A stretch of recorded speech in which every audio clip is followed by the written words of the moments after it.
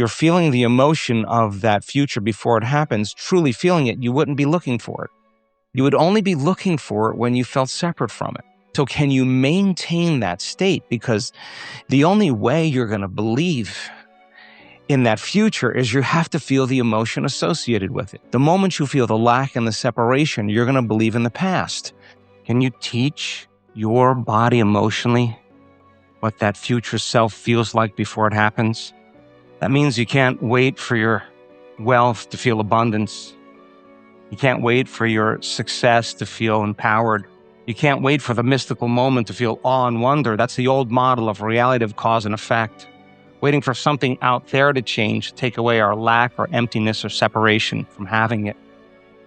And we discovered that if you can teach your body emotionally what that future will feel like before it happens, you will no longer be looking for it.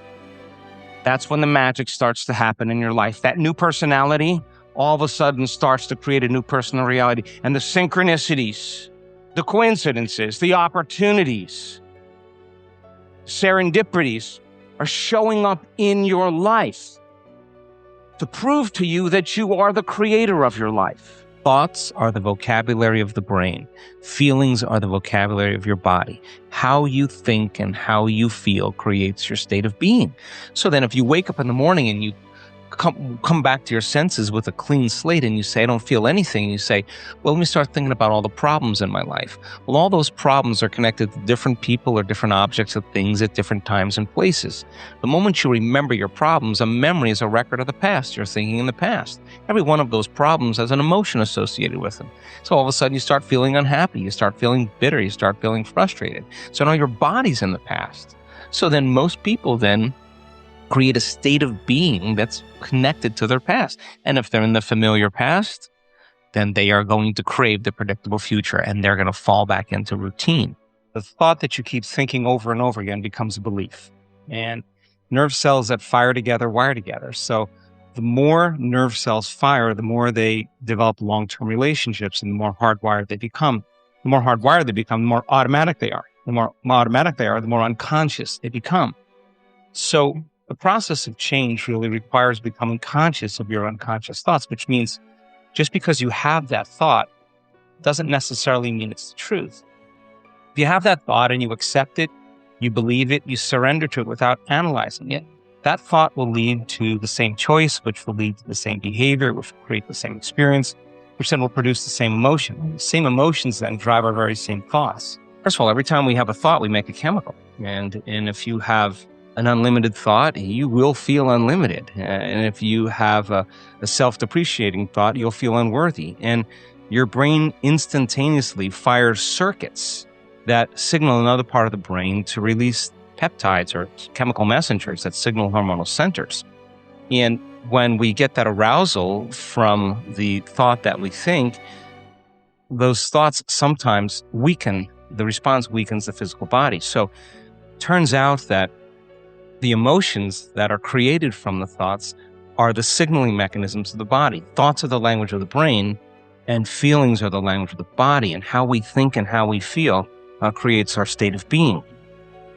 It's so easy in a matter of seconds to react to someone or something, to respond to some stray thought, and in a matter of seconds default back to those subconscious and unconscious programs because that emotion is driving you to behave as if you're in the past. It's automatic, right? So it's seamless.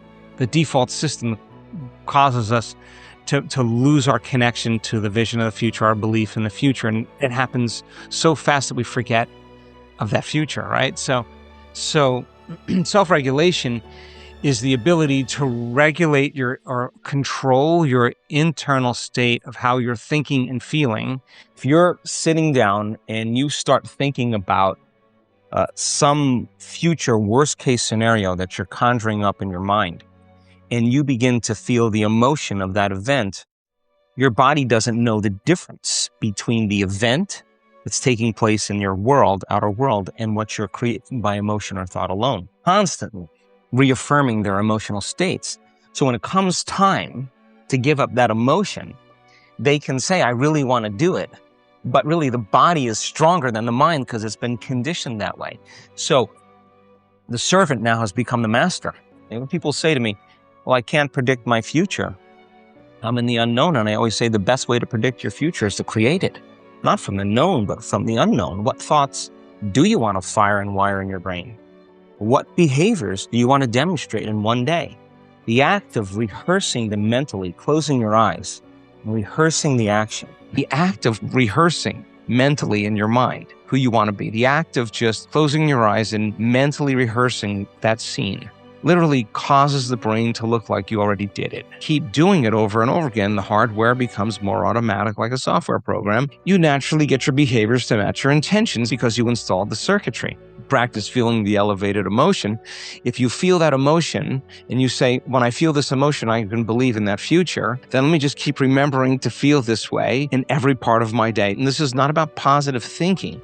This is about conditioning my body emotionally into the future. So if I maintain this modified state of mind and body my entire day, should there be some evidence in my life as a result of my change in state of being, a synchronicity, a coincidence? And if there is, then I'm going to do it again. And I think that's how we start stepping into that future. The act of closing your eyes and rehearsing what you're going to do begins to install the neurological hardware in your brain to look like you already did it.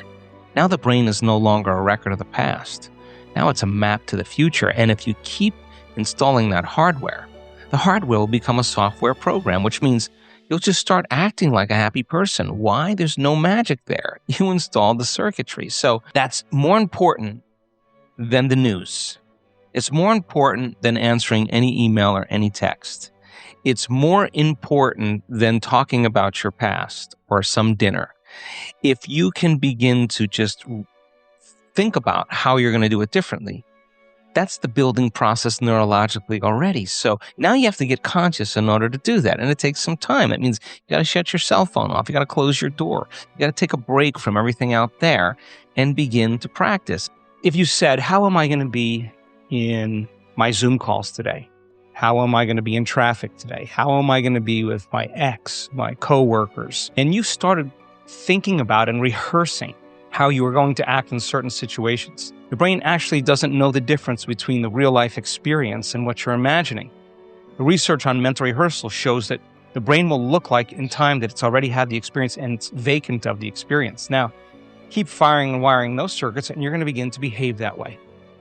So now you're installing circuitry now to use in your life to get your behaviors to match your intentions. If you said, how would it feel to feel worthy of love?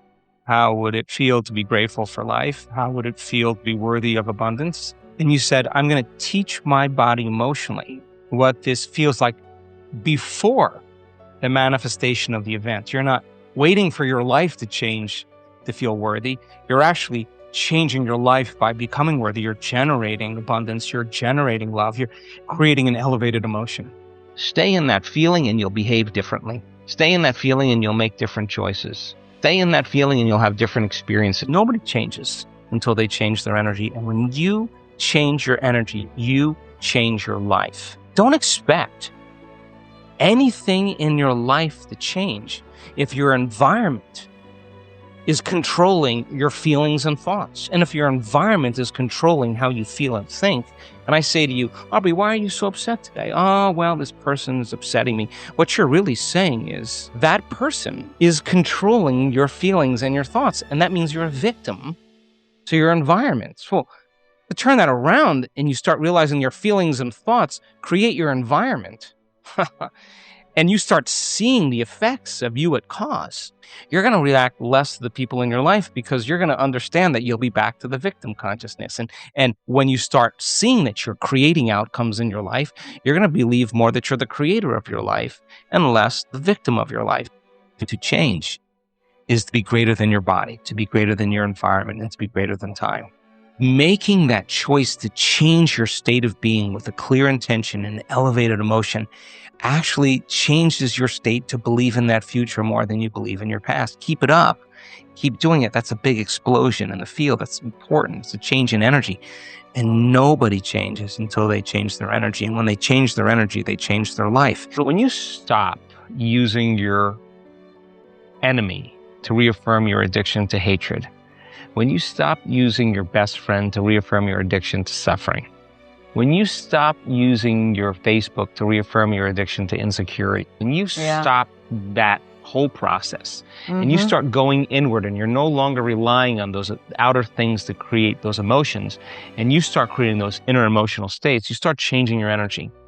Now, whatever is no longer a vibrational match between you and past, present, and reality is going to fall away. Right. They're just going to spiral out because you're no longer putting your attention on them. In other words, the stronger the emotion you feel with some problem in your life, the more you give it your attention. Where you place your attention is where you place your energy. You're giving your power away. So now you're going to combine a clear intention with an elevated emotion, the thought being the electrical charge, the feeling being the magnetic charge.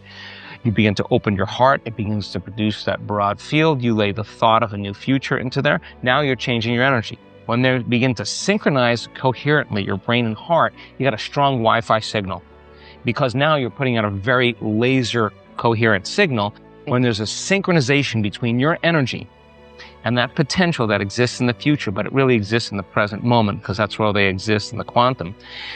Now you start to see synchronicities in your life because you're synchronized to a future, and they come as, opportunities. Wow, that was kind of cool. And those are breadcrumbs from the field, like keep going, you're on to something. Yeah. So the problem is that people, they do it and then they get up and then they react in traffic, or they get frustrated. They start feeling the emotions of their past, and you know what happens? They just disconnected from the energy of their future, and they're back to the energy of the past. Don't expect anything to change in your life. In fact, expect more reasons to be frustrated. But if you catch yourself, you take a breath, you get back into brain and heart coherence, you tune back in, well, you're not going to go unconscious. That's a victory. Like as you said, that's a victory. So then the key then is to be able to keep synchronizing to the point where it begins to become familiar. And the word meditation means to become familiar with. So now you're in a new familiar state of being, and people say, I'm really not doing anything. Of course you're doing the work. You're becoming familiar with a new set of thoughts, new set of intentions, a new set of emotions. Your heart's opening more. Your immune system's up-regulating. Your genes are up-regulating. Your brain and heart are more coherent. Your energy field is bigger. You feel connected more. All these things, you're changing programs. You start seeing those things taking place in your life. You're going to want to do this, right? It's not going to be effort. We also know that with the moment they start opening their heart, and we've measured this thousands and thousands of times, when they have a coherent brain and a coherent heart, they're changing their whole electromagnetic field. And we start every meditation with an elevated emotion. And as our students begin to create those elevated emotions of their future, we're measuring what it does to their heart. And it turns out their heart all of a sudden becomes very coherent. You can sustain and maintain a modified state of mind and body your entire day and keep your energy up. Get ready, because something unusual is going to happen in your life. It's the law. And I know it from experience, and I've witnessed it too many times. And it will come in a way that you least expect. Why? Because if you can expect it, it's nothing new. If you can predict it, it's more of the same. It's got to be a surprise. It's got to rock your world. It's got to catch you off guard, and it has to leave no doubt that what you did inside of you produced some effect outside of you. When you begin to feel a heart-centered emotion, what you're doing is you're falling in love with your life. So your body is your unconscious mind. It does not know the difference between an experience that creates an emotion and an emotion that you're creating by thought alone. Your body is believing it's living in that future reality in the present moment. Now think about this. The latest research on genes says the environment signals the gene. Well, the end product of an experience in the environment is called an emotion. So when you begin to embrace the emotion ahead of the actual experience, you're signaling the gene ahead of the environment. And now you're beginning to instruct and select new genes that make new proteins. And proteins are responsible for the structure and function of your body. So you're literally becoming your dream. You're literally becoming it. The only way that we actually really believe in a future is when we feel the emotion of that future. It's really hard to believe in a future when you're feeling the emotion of the past. Feeling is the secret, my friends. It is the key to everything you desire. To create the life you want, you must feel as though your wish is already fulfilled. Scripture tells us, whatever you ask for in prayer, believe that you have received it and it will be yours. This belief isn't an intellectual exercise. It's a feeling, a deep inner conviction. Assume the feeling of your wish fulfilled now. If you desire wealth, feel prosperous. If you seek love, feel deeply loved. Let that feeling become natural to you. The subconscious mind only responds to feeling, not words or effort. Persist in this state, no matter what the outer world shows you. Think of it like planting a seed. You don't dig it up every day to check it. You trust the process. The same is true here. Plant the feeling, water it with persistence, and let the outer world reflect your inner state. Remember, it's not coming, it's already here. Feel it now, and watch your reality shift. If you actually feel the emotions of your future before they happen, you'll never look for it. Why would you look for that future if it felt like it already happened? Get ready. I'm telling you, get ready, because weird things are going to happen in your life.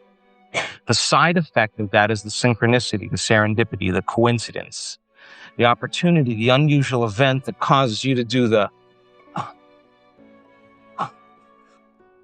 and somehow you come to the awareness, the consciousness, the understanding that somehow you're creating this. And we move from being the victims of our lives to being the creator of our lives.